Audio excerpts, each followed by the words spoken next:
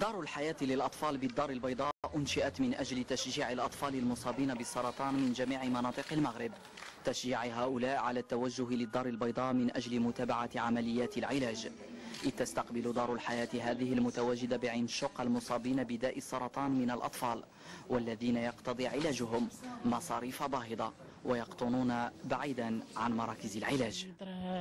5 شهور وانايا نعالج فيه وراني جابوني هنايا وفرحت، الوليد فرح وبحال حسب راسو بحال اللي راه في دارو. والحمد لله لقينا الراحه التامه في هذه المؤسسه اللي ما لقيناش زعما في اي من جينا من الاول.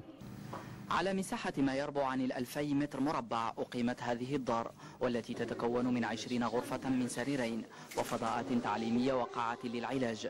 حددت مصاريف إنجازها بما يناهز 13 مليون درهم.